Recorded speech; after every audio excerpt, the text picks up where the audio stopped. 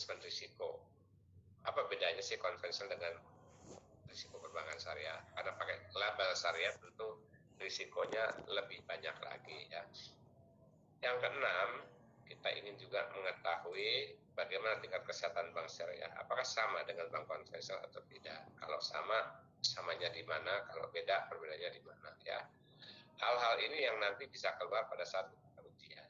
Nah, kemudian kita harus bisa mendeskripsikan apa sih mata kuliah manajemen syariah ini ya. Bagaimana teori dan prakteknya?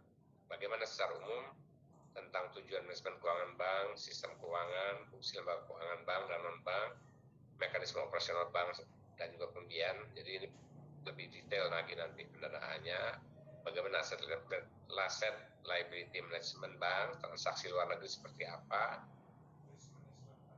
ya, dan tingkat kesehatan bank seperti apa. Lanjut ke bawah ya.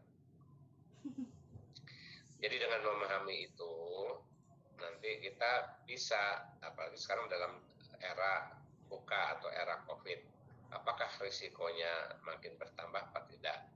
Secara rasional tentu kita mengatakan risiko bertambah karena ada orang nggak bisa jualan, padahal dia harus bayar pinjaman. Gimana dia bayar pinjaman kalau 8 bulan ini di lockdown ya, warungnya tutup. Makanya sekarang banyak yang kita sebut sebagai mantap ya, makan tabungan.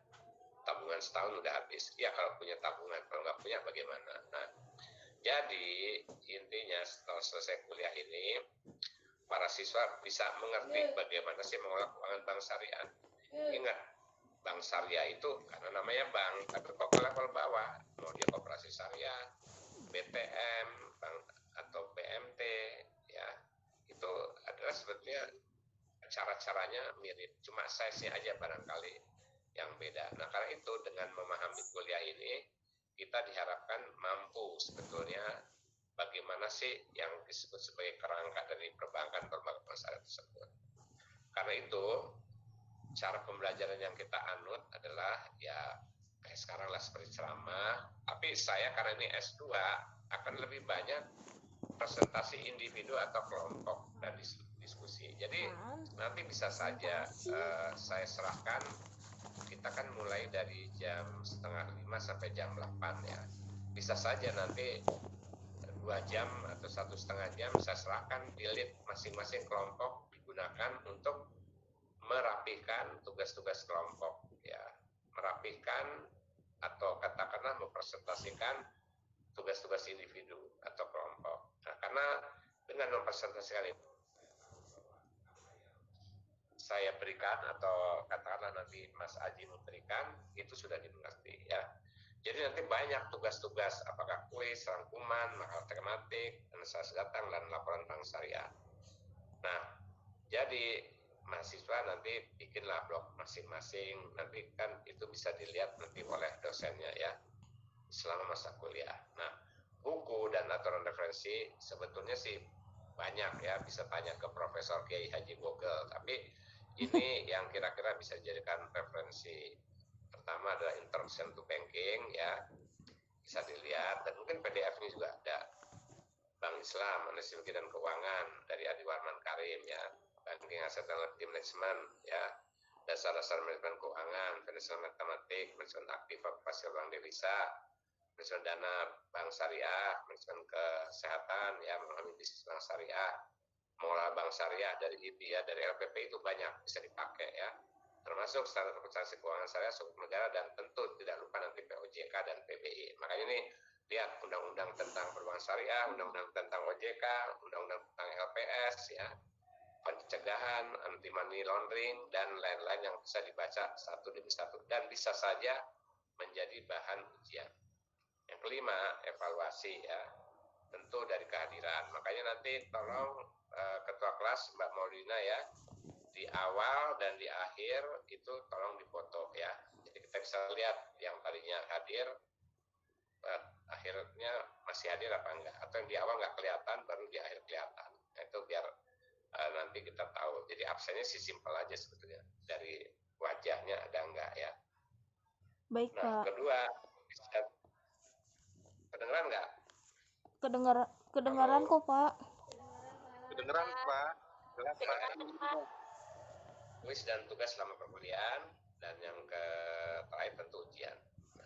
kalian 12 kali tatap muka. Wah, Tatap mukanya lewat ini ya, tatap maya ya.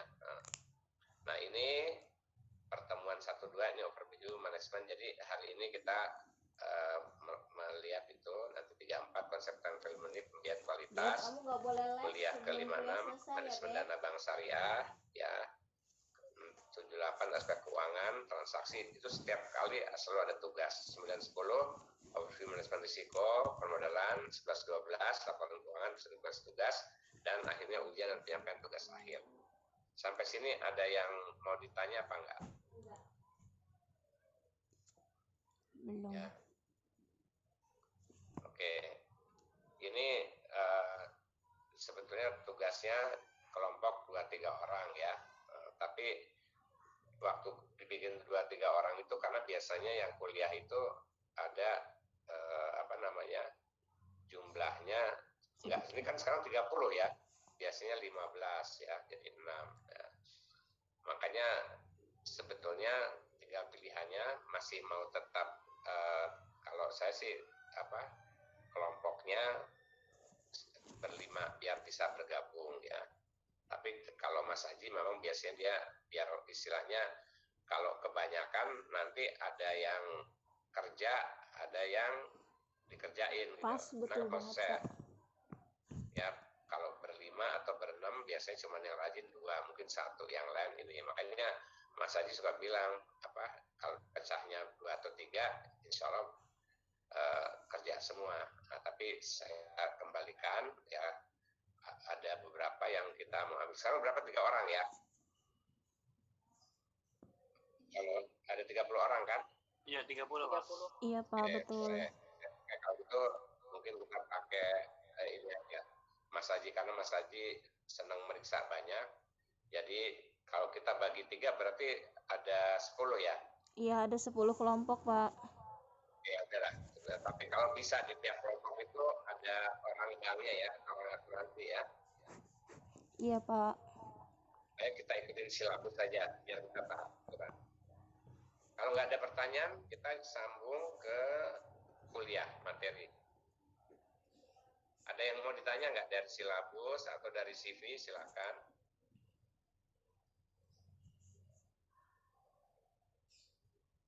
Kalau nggak kita masuk ke materi ya.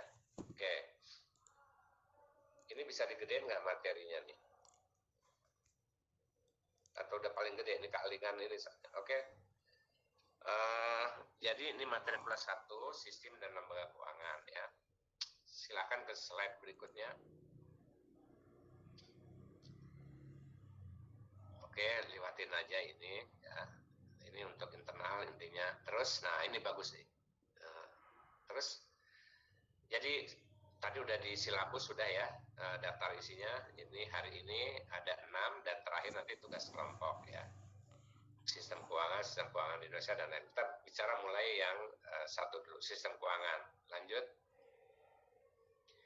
Jadi sistem keuangan adalah sistem yang terdiri atas lembaga jasa keuangan, berikut pasarnya dan infrastrukturnya, termasuk sistem pembayaran yang berbasis dalam proses pengumpulan dana masyarakat dan alokasinya untuk pembiayaan yang sifatnya nanti sebenarnya adalah untuk kegiatan ekonomi nasional.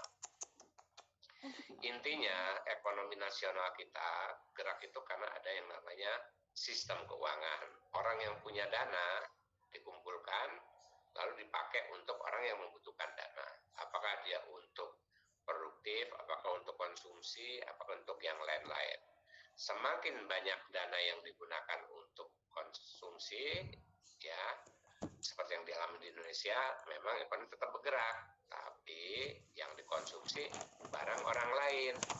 Nah, beda kalau kebanyakannya dipakai untuk yang sifatnya produksi, maka atau apalagi untuk industri, maka dipakai untuk jualan barang sendiri keluar. Jadi kenapa kita kadang-kadang defisit current account berjalan atau defisit di dalam APBN kita? Karena ekonomi kita lebih banyak membeli barang dari luar daripada menjual barang keluar. Jadi simpel aja. Negara yang baik atau negara yang nanti bisa menjadi jaya adalah negara yang menjualnya lebih banyak daripada membelinya. Nah, di Undang-Undang Nomor 9 tahun 2016 itu juga diatur tentang pencairan penanganan krisis sistem keuangan. Jadi seperti yang disebutkan di atas, sistem keuangan adalah suatu sistem yang terdiri atas lembaga keuangan, pasar keuangan, serta perusahaan-perusahaan non-keuangan rumah tangga yang saling berinteraksi, bertransaksi, dan memberikan dana maupun menjaga pembayaran, yaitu di dalam PBI. Ya, itu PBI kalau tadi di atas undang-undang ya, tentang Undang-Undang 2016 itu tentang pencairan penanganan krisis keuangan. Oh, ini PBI nomor 16 ya, dan itu bisa dilihat. Nanti di OJK juga bisa lihat. Lanjut ke slide berikut. Ini kita interaktif ya, jadi kalau ada yang nggak jelas, langsung saya dipotong. Apa-apa. Potong, tanyakan yang nggak jelas. Jadi slide per slide nggak apa-apa. Nah, ini tugas dan fungsi sistem keuangan. Tugasnya sistem keuangan adalah sebenarnya mengatur ya, dana yang tersedia, dana yang dapat dari katakanlah dana pihak ketiga yang dipakai nanti untuk dijadikan pembiayaan. Jadi dana dari penabung, dana dari deposan, untuk dipakai apa? Untuk bisa dipakai untuk transaksi konsumsi, bisa dipakai untuk pembiayaan, bisa dipakai untuk investasi, sehingga ekonomi bisa tumbuh.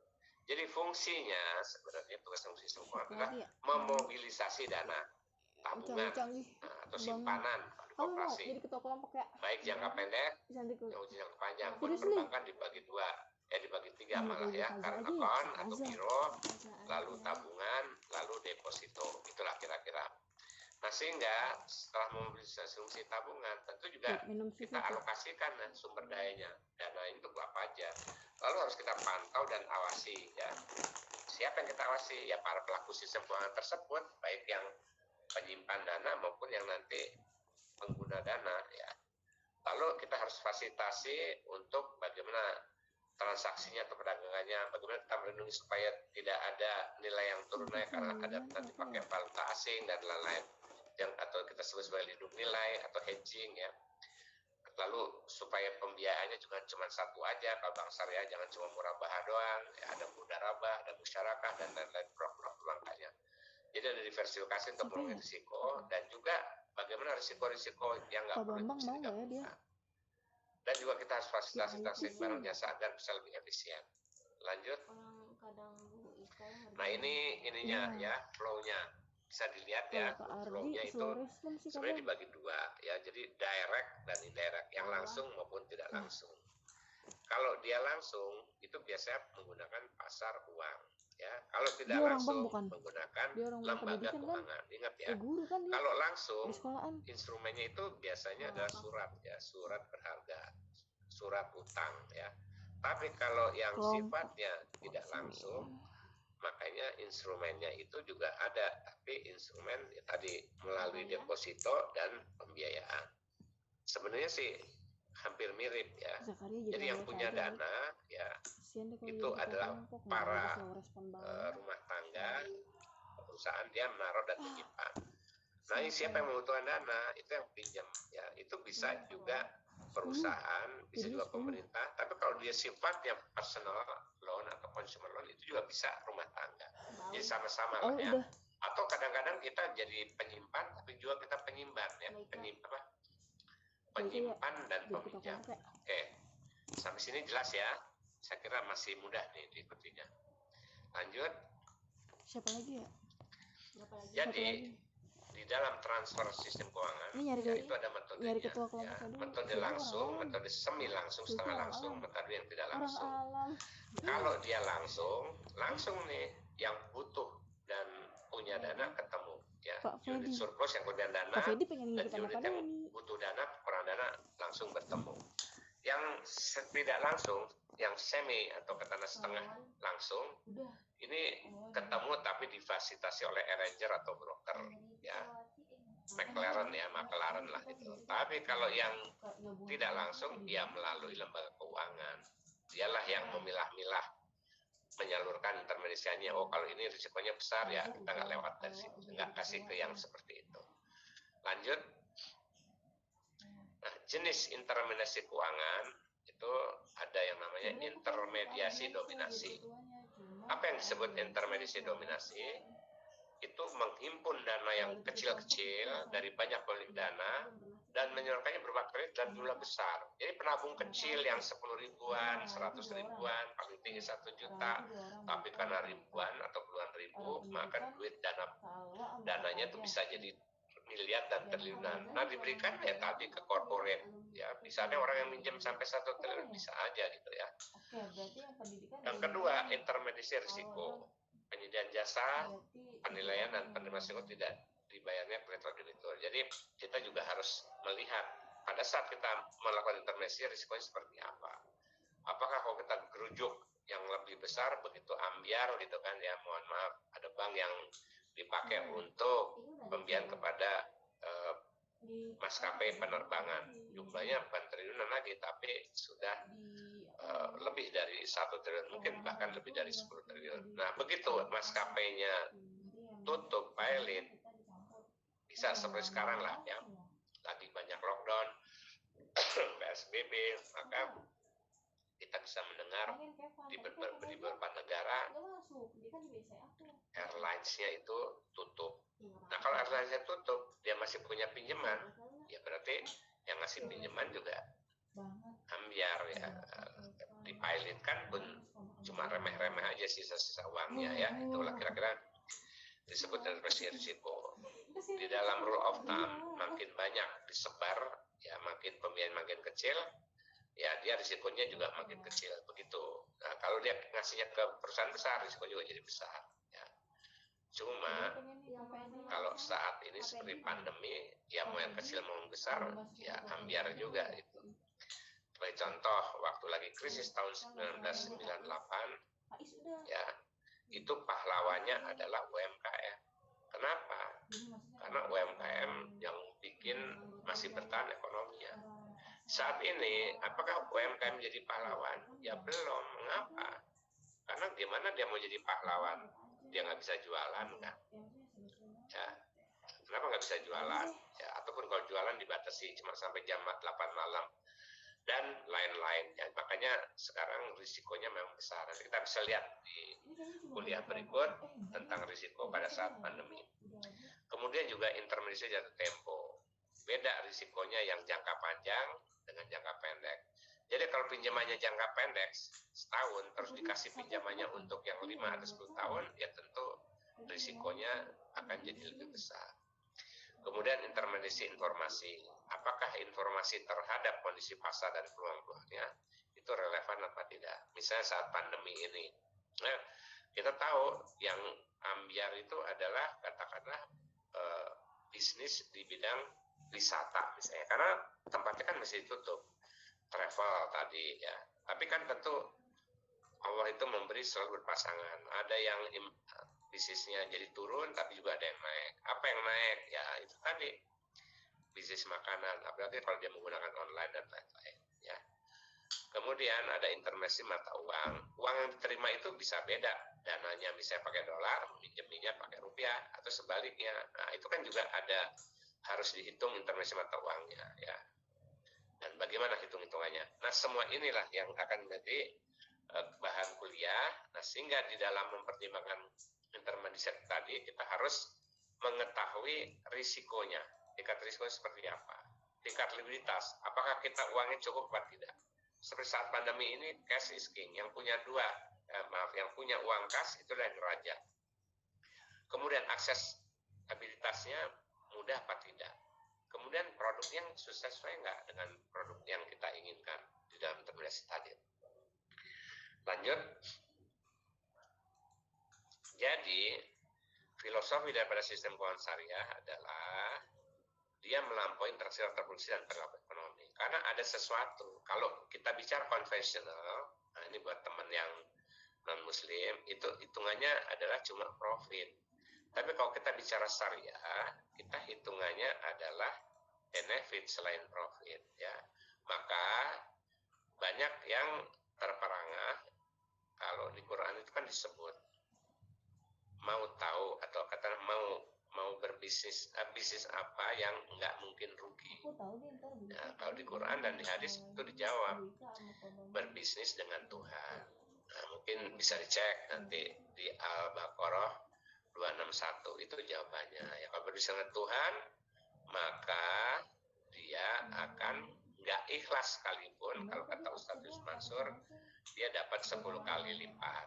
Tapi semakin ikhlas, lipatannya itu makin besar. 7 kali 100, kali lagi 100 lagi, maka di Al-Baqarah 261 kalau dikalikan adalah 70.000 kali. Nah, bayangkan 1 kali itu 100%. Jadi silakan. Nah, itulah batasnya, ya. Batas daripada batas. Makin dia ikhlas, makin. Nah, pertanyaannya, bisnis dengan Tuhan itu apa? Yaitu bisnis yang nanti di situ kita bisa lihat. Simpelnya ginilah.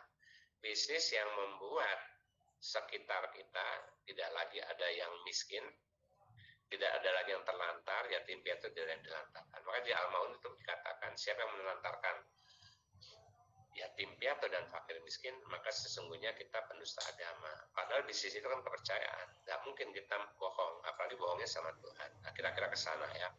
Nanti di kuliah berikut kita bisa ambil contoh-contoh. Yang sekarang kira-kira penjelasannya seperti itu. Kemudian yang kedua, apabila sistem keuangan konvensional berfokus pada aspek-aspek ekonomi dan keuangan pada setiap transaksi, maka sistem keuangan syariah berperan pada dimensi etika, moral, sosial, dan keagamaan. Contoh, kalau konvensional itu kalau macet, ya sudahlah, turun tuh namanya debt collector. Tapi kalau di dalam syariah, harusnya secara etika, moral, dan sosial dilihat. Kalau dia macetnya karena seperti sekarang pandemi, malah dia harus direlaksasi gitu, diresusasi, dipanjangkan, dipotong marginnya atau budgetnya dikurangin, ya. Atau kalau dia nggak bisa sama sekali karena dia kena wabah dan terpapar sehingga dia sakit kena COVID, ya sudah diikhlaskan gitu. Diikhlaskan artinya ya diputihkan, dia nggak usah bayar. Buat yang minjemin, tapi buat yang dipinjemin, dia kan bermasalah karena sekarang lagi ada pandemi. Dibebaskan, dia tentu terima kasih. Secara hutang, kalau dia meninggal, dia nggak berhutang lagi. Namun, pada saat ternyata dia bisa recovery rebound, walaupun oleh bank atau perorangan, kalau secara syariah, pinjamannya sudah di release and discharge, gitu ya, sudah dibebaskan secara hukum, tapi secara hukum Tuhan dia nggak bebas. Begitu dia ternyata rebound, kembali bisa bayar, dia harus bayar itu. Walaupun secara hukum dia udah nggak berhutang karena udah dibebaskan. Nah, itulah indahnya dari sisi syariah. Cuma masalahnya penerapannya kadang-kadang di manusia tidak seperti itu. Itu dibebasin, dia kaya, ya sudah. Saya ingin cerita satu aja. Ya, jadi ada satu konglomerat yang sekarang udah meninggal, ya. Saya nggak usah sebut nama, karena kalau udah meninggal kita nggak boleh ngomongin yang jelek-jeleknya, ya. Tapi karena ini untuk contoh, ya saya masukkan aja. Jadi dia minjemnya itu sekitar 1,7 triliun. Waktu lagi krisis itu dia nggak bisa bayar. Masuk BTPN, ya. Proyeknya itu adalah Atrium Senen, ya. Singkat kata, oleh BTPN, oleh pemerintah, dia di-reset. Jadi asal dia bayar 15%, udah hutangnya lunas. Nah, rata-rata konglomerat pada saat itu memang bayarnya cuma 15-20% lewat BTPN. Singkat kata, dia lunas. Nah, kemudian krisis itu kan selesai, ya. Nah, kembali pulih, rebound. Nah, tentu proyek Atrium Senennya itu jadi naik kembali. Dia kembali rebound dan kembali kaya, bahkan lebih kaya pada saat zaman krisis. Kalau dia beretika dan kalau dia kebetulan beragama Islam dan Islam yang baik, maka dia akan membayar yang 1,7 triliun, walaupun itu sudah dilunasin, dianggap lunas, termasuk dia bayar bagi hasilnya. Tapi nyatanya kan tidak. Nah, sehingga kita, masyarakat kita menanggung yang namanya BLBI, ya jumlahnya ratusan triliun, ya. Sementara dia dengan 7 turunannya jadi lebih kaya lagi. Paham maksud saya, ya? Ya, jadi syariah itu mengatur secara etika. Jadi kalau secara perjanjiannya, akadnya, memang dia tidak harus bayar. Tapi secara etika dia harus bayar. Dan percaya, believe it or not, nanti di akhirat, yaumil akhir itu akan ditanyain. Kenapa ente udah dikasih kelonggaran, nggak usah bayar yang 1,7 triliun, tapi terus setelah itu ente punya hasil bisa puluhan triliun, nggak bayar lagi yang 1,7. Nanti dia bilang ke malaikat, saya udah deh oleh BTPN udah lunas. Ya ente lunasin kan 15% karena pada saat itu lagi krisis, itulah kira-kira. Gara-gara ente nggak bayar, maka rakyat jadi sengsara karena rakyat lah yang harus membayar. Karena kalau udah utang di dalam KLBI atau BLBI itu yang membayarkan kita pakai pajak, ya tentu proporsional sesuai dengan kemampuannya. Tapi tetap jadi dibagi rata lah. Jadi kita tanggung renteng membayar utang si konglomerat tersebut yang sebenarnya konglomerat itu udah jadi untung kembali. Kemudian yang keempat, sistem ini dipahami dalam konteks sejarah Islam mengenai etos kerja, distribusi kekayaan, keadilan sosial. Jadi poinnya, kalau kita berbicara tentang sistem keuangan syariah, kita tidak hanya berbicara dimensi ekonomi saja, tapi kita bicara dimensi spiritual, ya, emosional, bicara etika, bicara akidah, bicara syariah, bicara ibadah. Kemudian juga sistem ini bersatu larangan pengembalian dana investasi yang dijamin mutlak dan untuk konsep bunga. Jadi intinya sistem keuangan syariah itu dikenal dengan namanya maghrib, ya. Maghrib itu ma-nya adalah maisir, tidak bersifat judi. Gharar itu bersifat tidak pasti, berarti spekulasi. Riba itu ada tambahan untuk sesuatu yang kita tidak keluar keringat, itulah. B-nya itu batil. Batil itu penimbunan dan yang lain-lain, seperti korupsi itu juga batil. Oke, lanjut. Sampai sini pada nggak ada yang lainnya, berarti sudah jelas ya. Dengan Doni, Pak. Apa? Mau tanya, Pak, dengan Doni, Pak. Silakan Doni, silakan. Apa ditanya? Pak, kalau saya lihat tadi kan begitu bagusnya ya sistem keuangan syariah itu, cara etika dan sebagainya, gitu ya. Tapi memang saya nggak tahu, tadi Bapak bilang di luar negeri pun orang sudah mulai seperti bank yang terbesar pun ada di Singapura gitu ya. Justru di luar itu orang berlomba-lomba untuk mencoba ke syariah. Tetapi di kita, Pak, di Indonesia ini yang justru masyarakatnya itu sebagian besar Muslim, itu memang masih kalah bersaing gitu loh, Pak, dengan konvensional. Bagaimana ya pandangan Bapak mengenai itu ya, Pak? Terima kasih, Pak. Oke, saya jawab ya. Nabi Muhammad SAW itu kalau buat orang Islam itu dilihatnya sebagai apa? Kan uswatun hasanah, ya, jadi contoh. Terus contohnya apa? Contoh di bidang apa? Kan disebut contoh akhlakul karimah, betul nggak? Nah, jadi Islam itu kekuatannya adalah di rahmatan lil alamin, ya. Di kekuatannya di akhlak, bukan kekuatannya di sholat, bukan kekuatannya di puasa. Karena kalau kita bicara sholat, puasa, itu adalah untuk diri kita, hubungannya kepada Tuhan. Tapi kalau hubungannya kepada manusia, itu adanya di mana? Di zakat, infak, sedekah, wakaf, hibah. Hubungannya di mana? Di naik haji. Jangan salah, haji itu filosofinya adalah seperti di Indonesia, kita pergi gua haji. Kewajiban kita berhaji pada saat mampu. Jadi kewajiban kita adalah mampu untuk satu, membiayai kita dan keluarga berhaji, mampu untuk membuat transportasi lebih cepat untuk berhaji. Apakah itu pesawat terbang, apakah itu kita menggunakan kapal laut. Jadi filosofi di sana. Jadi intinya apa? Agama Islam itu sebenarnya mengajarkan kita adalah the best. Nah, makanya kekuatan Nabi Muhammad SAW itu di akhlak. Tapi akhlak dia itu begitu, kenapa? Karena dia akidahnya tinggi. Akidah itu tauhid, ya, artinya kita selalu mengatakan ihsan, ya. Ihsan itu adalah seolah-olah melihat Tuhan atau seolah-olah dilihat. Pertanyaannya adalah simpel. Kalau kita merasa dilihat Tuhan atau kita merasa melihat Tuhan, apakah kita kerjanya akan loyo, leyeh-leyeh? Nggak usah jauh-jauh lah, nggak usah kita bicara Tuhan. Ya, tadi yang pada bekerja kan punya bos, ya. Beda nggak kalau lagi kerja dilihatin bos atau nggak ada bos? Kan beda. Karena bos ini ngegaji, yang naikin. Nah, kita pada saat dilihat bos kerjanya sungguh-sungguh. Bayangkan, bos aja yang perantara rezeki dari Allah aja kita sudah membuat kita jadi rajin. Nah, seharusnya Kalau dilihat dari boss of the boss gitu yang memberikan rezeki kita sesungguhnya, harusnya kita nggak leyeh-leyeh, nggak loyo, ya. Namun masalahnya kan kita loyo gitu. Tuhan menjelaskan bahwa tangan di atas lebih baik, tapi umat Islam, apalagi kalau kita pergi dari Jakarta mau ke ujung Pulau Jawa, saya biasa keliling ke desa tuh sebelum lagi COVID pakai jalan darat. Nah itu kita bisa berhitung lah, baru keluar sampai ke dari keluar tol aja, itu keluar tol Brebes kita mau sampai ke Jogja, itu bisa dihitung mungkin udah puluhan atau mungkin bahkan mohon maaf ratusan gitu.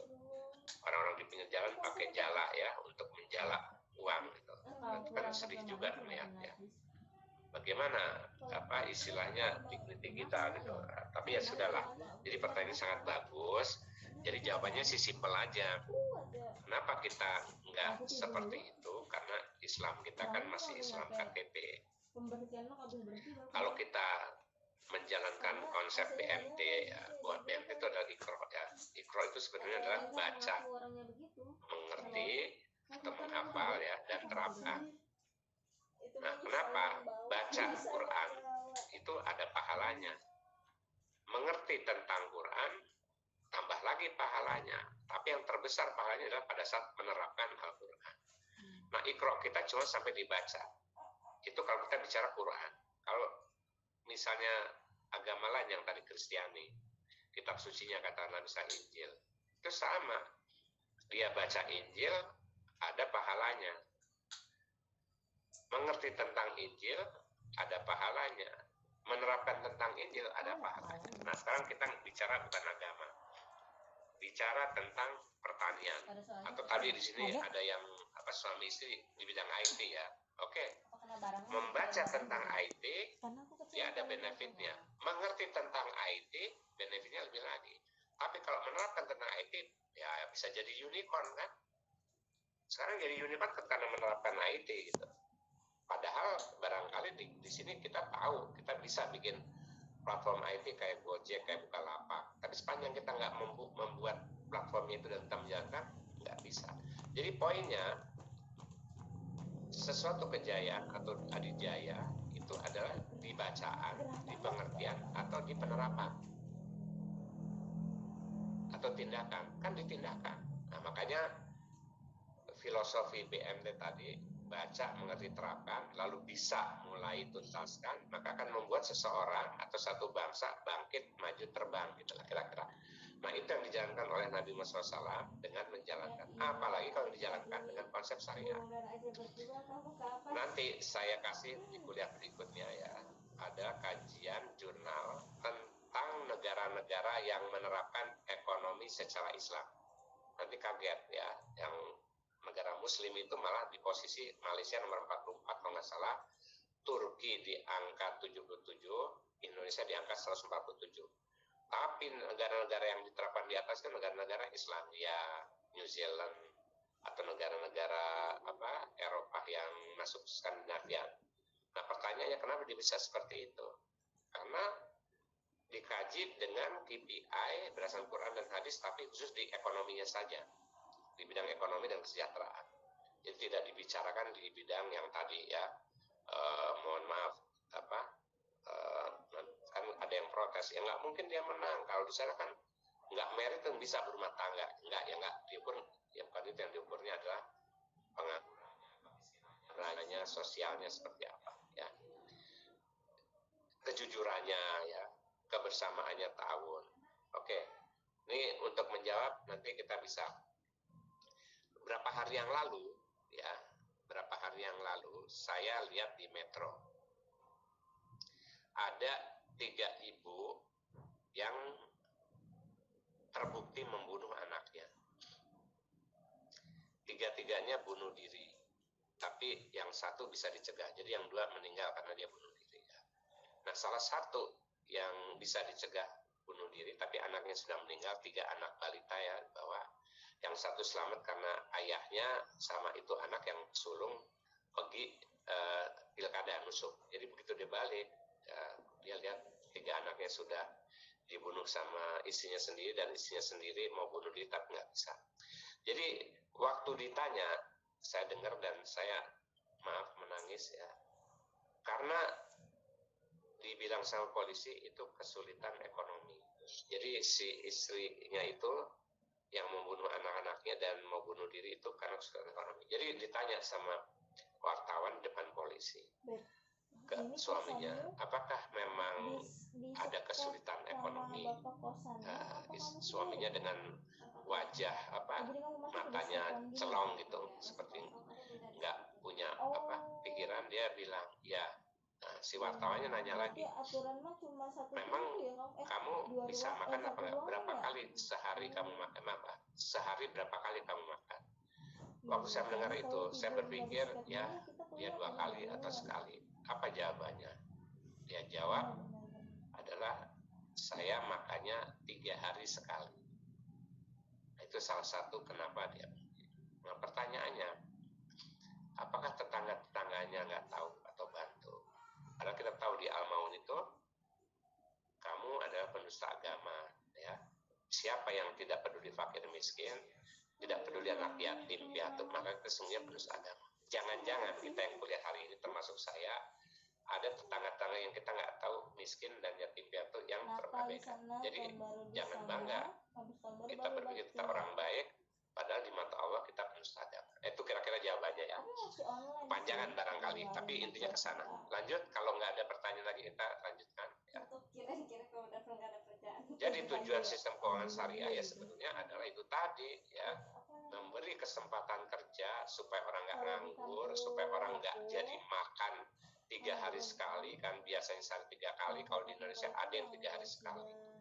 Supaya ada keadilan sosial dari segi pendapatan. Makanya di Al-Hasar dijelaskan, ekonomi Islam itu adalah jangan sampai harta itu bisa uang, bisa aset, hanya berputar-putar di kalangan konglomerat saja, bukan di kalangan yang melarat.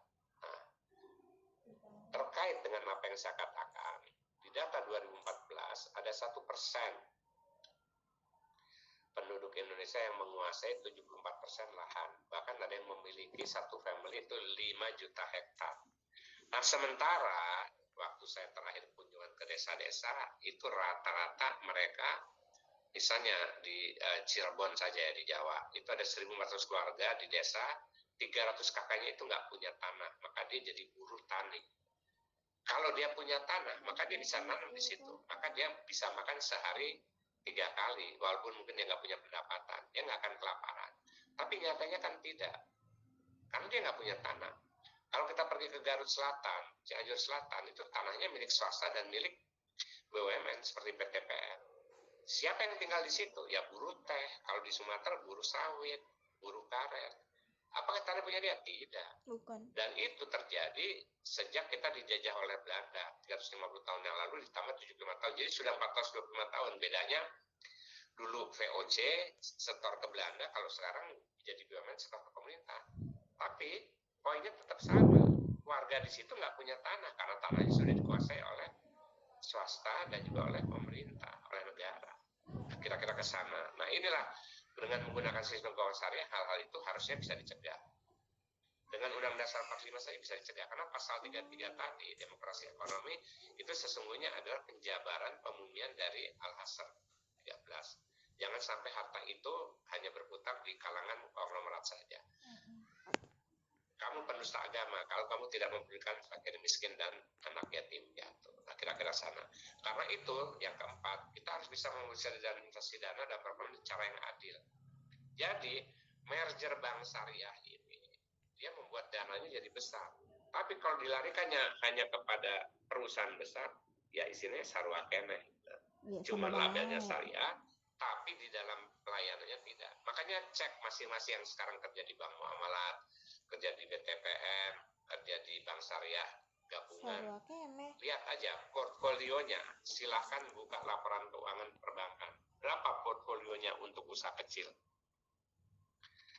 Nanti mungkin saudara akan nangis sendiri kita melihatnya. Nah, inilah kalau kita diajar untuk membaca laporan keuangan bisa lihat. Kemudian yang terakhir, nomor 5, kata capra ini merupakan efektif saat relatif diharapkan dari sistem keuangan. Jadi intinya sistem keuangan syariah itu bisa membuat adanya restitusi aset produktif. Kira-kira ke sana lah. Jadi yang tadinya miskin menjadi tidak miskin. Yang tadinya kesenjangannya tinggi menjadi tidak berbeda. Tidak terlalu banyak beda. Tentu sama nggak mungkin lah ya. Tetap ada perbedaan. Ini perbedaannya itu tidak signifikan. Lanjut di slide berikut. Nanti kita jam 6 berhenti untuk maghrib dulu ya. Jadi transformasi ke sistem keuangan syariah itu adalah dengan cara satu ya tentu tidak riba ya. Jadi bunga bank itu haram ya. Lalu yang namanya pinjaman mudarabah dan musyarakah itu jadi meningkat. Karena itulah yang membuat ekonomi jadi bergerak.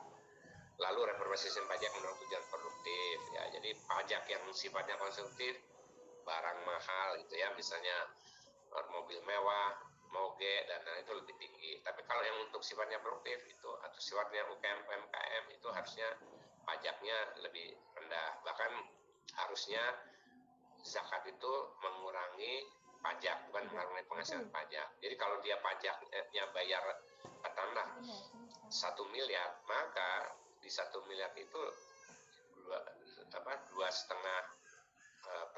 itu otomatis jadi zakat. Jadi tinggal bayar 97,5% aja. Jadi 97,5% dia bayar untuk pajak, yang 2,5% untuk zakat. Maka insya Allah yang namanya miskin dan duafa itu hanya dalam waktu 5 tahun harusnya hilang di Indonesia. Mengapa?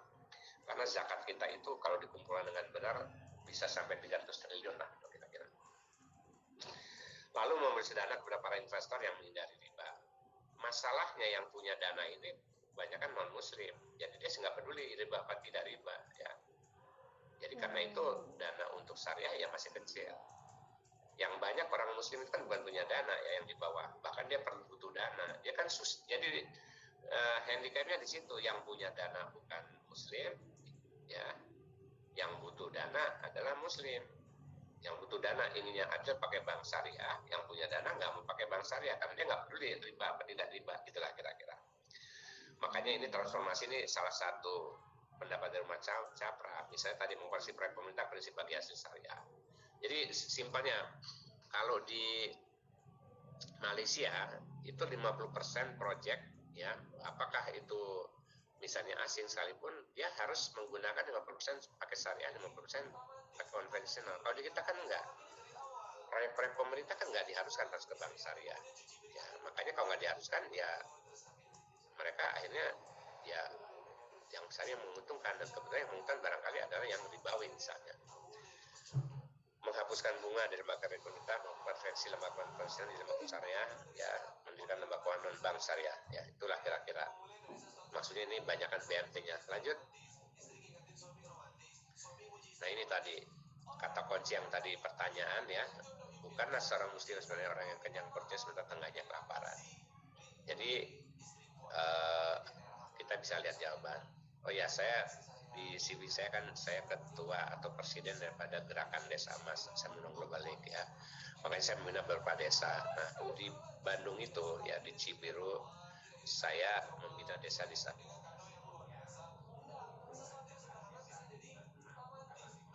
Dia diusir oleh desa ya. Kenapa diusir? Karena dia dengan gerbongnya ada 78 anak-anak autis ya, itu diusir. Dan desa yang usir itu ya kita mau jujur saja itu rata-rata di Jawa Barat 80% lebih, bahkan 90% itu adalah, mungkin 100% itu adalah desa muslim ya. Dan yang membantu, yang memberi pendanaan itu justru non muslim, Kristiani ya. Jadi kadang-kadang saya juga bingung gitu ya, dengan kita ngeributin mengenai masalah ini, bahkan mohon maaf tanda petik kadang-kadang mengkafirkan seseorang ini gitu. Tapi justru yang perlu untuk kekuatan ukhuwah Islamiyahnya itu di dalam perekonomian ini kita tidak sentuh. Nah itu makanya jawabannya adalah dengan kita pelajaran ya, pelajaran tentang makna bahwa seorang muslim itu berekonomi syariah, bermuamalahnya adalah sebetulnya tujuannya adalah rahmatan lil alamin ya. Jangan sampai pernah ada orang kelaparan ya sementara kita sendiri kecukupan. Nah ini jadi bukanlah seorang muslim. Nah, kalau bukanlah seorang muslim kan berarti kan siapa gitu lah. Nah, kira-kira ke sana. Lanjut ya. Kita berapa menit lagi udah harus. Nah, ini 2 sistem keuangan di Indonesia ya. Di sini ada Komunitas Stabilitas Sistem Keuangan. Dulu sebenarnya 3 ya, karena dulu cuma BI dengan OJK sambung. Tapi sekarang OJK itu dilepas untuk pengawasan banknya, dilepas ya, lembaga keuangan. Jadi sekarang ada Bank Indonesia, OJK, LPS, dan Kementerian Keuangan. Kementerian Keuangan untuk sistem moneter dan fiskal ya. Bank Indonesia untuk mengatur dari sisi moneternya, OJK untuk bidang pelaksanaannya, LPS untuk menjamin sistem keuangan supaya stabil. Di sini saja kelihatan bahwa sistem keuangan Indonesia walaupun syariah tapi dia tidak Islami. Kenapa tidak Islami? LPS itu yang dia jamin adalah yang di bank ya. Yang di bank itu sampai 2 miliar. Sementara yang miskin nyimpannya di koperasi, di BMT ya. Uangnya cuma 1 juta paling banyak. Begitu. Ada masa di koperasi uangnya hilang. Tapi kalau dia nyimpannya di bank ya, uangnya bisa dijamin. Makanya orang miskin pun kalau dia punya uang nyimpannya di bank. Tapi dia nggak mungkin minjem ke bank, walaupun itu sekalipun bank syariah. Nah, makanya mahal kalau dia minjemnya ke koperasi dan ke BMT, karena 2 kali ya dananya ya. Dananya minjem dari bank, bank minjemnya dari BMT, misalnya BMT minjemnya dari bank. Jadi kan harganya bisa 2 kali lipat. Lanjut. Kita bicara stabilitas sistem keuangan. Nanti jam 6 kita berhenti ya. Stabilitas sistem keuangan itu adalah kondisi sistem keuangan yang berfungsi efektif dan efisien, mampu bertahan dari gejolak, krisis moneter, bahkan sebagusnya saat pandemi juga dia bisa bertahan. Nah, jadi dia stabil. Karena kadang-kadang, dan ini krisis itu selalu akan ada. Bahkan kalau kita bisa lihat itu hampir 10 tahunan ya. Kita ingat 1978 ada krisis ya, kemudian 1988, lalu 1998, lalu 2008, lalu 2018 ya, sampai sekarang ya dibabat lagi dengan masalah pandemi. Jadi itu akan selalu ada. Yang bisa saja karena krisis itu kondisi sistem keuangan yang sudah tadi stabil jadi gagal dalam fungsinya. Sehingga akhirnya indikator ekonomi dan keuangan memburuk, terjadi resesi, bahkan bisa terjadi depresi. Nah, bank sistemik adalah bank yang ukurannya besar, yang kalau dia ada bermasalah, maka ekonomi bisa bermasalah. Nah, itu ada undang-undangnya, ada aturannya. Makanya beberapa bank yang besar-besar itu biasanya dia nggak akan pernah jatuh. Kenapa? Ya pasti harus dibantu gitu. Bahkan bukan hanya bank saja, tapi asuransi. Contohnya asuransi Jiwasraya. Karena dianggap kalau nggak dibantuin bisa mengganggu stabilitas, ya akhirnya turun. Nah, enaknya gitu kan. Yang kecil sih dibiarin mati, tapi yang besar bisa jadi harus dibantu. Karena apa ya? Secara ekonomi, secara teori kalau nggak dibantuin, bisa membuat yang lain bermasalah. Nah, soal ukuran aset modal dan kewajiban itu ada aturannya. Nah, itu tinggal dilihat tuh ya, dibaca di Undang-Undang Nomor 9 tahun 2012 tentang penanganan krisis sistem keuangan. Lanjut. Ini 1 halaman terakhir ini, kita istirahat ya. Lanjut. Nah, ini BI menurut Undang-Undang RI Nomor 3 tahun 2004 tentang Undang-Undang 3 adalah suatu lembaga yang independen atau mandiri. Ya, jadi dia nggak bisa dicampur oleh presiden sekalipun gitu. Karena dia memang bebas supaya tidak ada konflik of interest. Undang-undang ini dibuat karena dahulu Bank Indonesia dianggap salah satu dari istilahnya kambing hitam yang menyebabkan krisis moneter, gitulah kira-kira. Nah, pengertian bank sentral dan bank yang memelihara sistem moneter berjalan untuk bekerja secara efisien sehingga dapat tercapai tingkat penurunan kredit ya. Jadi ini kebijakan moneter yang sehingga uang yang beredar sesuai untuk pertumbuhan ekonomi tanpa mengakibatkan inflasi yang besar. Oke, sampai saat ini kalau tidak ada pertanyaan kita istirahat dahulu karena bentar lagi azan ya. Bahkan udah mulai azan ya. Nanti kita ketemu, biasanya istirahat berapa lama nih Mbak Maulidina?